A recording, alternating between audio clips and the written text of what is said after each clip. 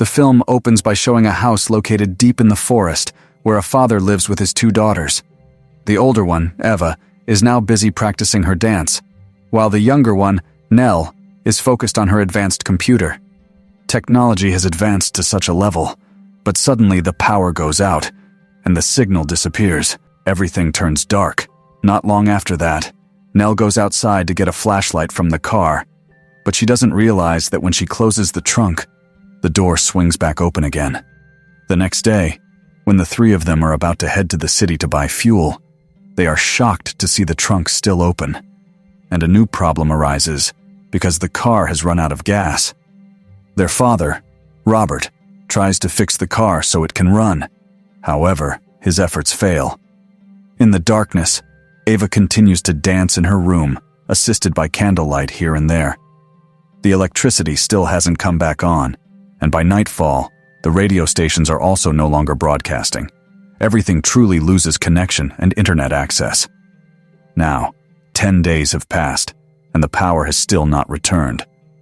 But on the 10th day, Robert comes up with a brilliant idea. He figures out how to start the car using a chainsaw. And finally, they are able to go into town after being stuck at home without electricity or internet for 10 days. Unfortunately, when they arrive at the shopping center, almost everything is gone. It seems like a lot has happened in these past 10 days. Luckily, because Robert has money, they are able to buy gasoline and a few other necessities that are being stored and sold by Stan, the store owner. After that, the three of them go their separate ways to take care of their own activities. Eva continues practicing dance at her academy, while Nell meets up with her boyfriend. That evening, Robert picks them both up from downtown. The next morning during breakfast, Robert decides that for the time being, they should avoid going into town and instead stay at home until the electricity returns. After all, the house is safe for them, and they already have everything they need: food, fuel. So staying home is clearly the best decision for now. They return to their routines. Eva continues to practice dancing. Nell studies in her room, and Robert chops wood in the forest not far from the house. So much so that the sound of the chainsaw can still be heard by Nell and Eva. But after a while, a sudden loud scream is heard. It comes from their father. Nell and Eva quickly run to him and find that his leg is bleeding heavily after being cut by the chainsaw. Robert knows he will not survive, as he is losing far too much blood. Nell and Eva are helpless. All they can do is cry and plead with their father to stay strong and hold on. But that doesn't happen. He passes away, leaving his two daughters alone in a world that clearly is no longer in a stable condition. Nell and Eva bury their father in the forest, still unable to fully accept the fact that he is now gone. Day by day, week by week, they go through life carrying grief and sorrow. 2 months go by, and still there is no power. The world remains in total darkness. There is no news at all about when the power will come back. Eva, who has been practicing her dance every day using a metronome, starts feeling frustrated and bored. Eventually, she takes a gasoline can that Robert had bought during their trip to the city and plans to use it to power the generator. But Nell quickly stops her, saying that the fuel should only be used in emergencies. After all, that gasoline is their only life insurance. Clearly, this upsets Eva, and she locks herself in her room. Now Nell takes on the role of head of the household. She cooks and takes care of Eva. Their misfortunes continue as someone steals their livestock. Eventually, the sisters reconcile after Nell wakes up crying hysterically from a nightmare she had. Their days begin to change. They start to get used to the darkness. Candles are now the only light they have once night falls.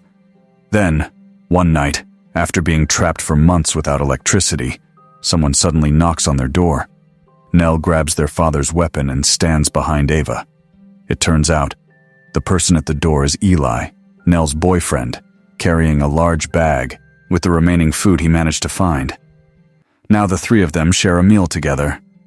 The following days become slightly brighter for Eva, thanks to Eli's presence.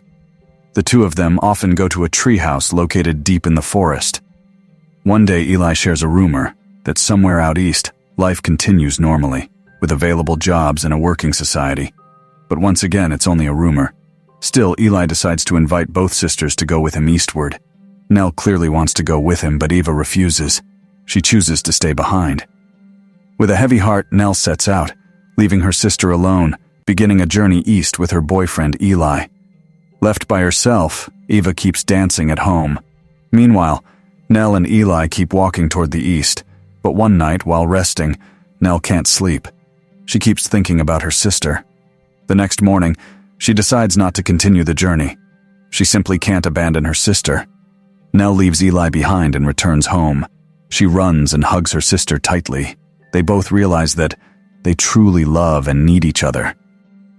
6 months have now passed in a world of darkness without power or light. To survive, Nell and Eva eat plants they forage from the forest. At this point, it feels like they've gone back to a simpler time. Everything they need can be found in the woods. The forest truly supports human life. Then, one night, they decide to use a bit of the fuel to run the generator so they can experience electricity again. And yes, finally, after months, they feel the light again. They don't waste this opportunity. They watch old family videos, moments from when life was still happy, with both their mother and father, before their mother passed away from illness, and then months later, their father as well due to the recent accident. But after only a few hours, the power goes out again. Days later, while Nell is busy collecting plants in the forest to bring home and eat with her sister, and Eva is chopping wood in the yard, suddenly a man arrives. He turns out to be Stan, the shopkeeper from the town where they had once shopped with their father. Somehow, Stan knows their father has passed away. Maybe the only way he got this information is from Eli, who might have met him back in town, since only Eli knew what had happened.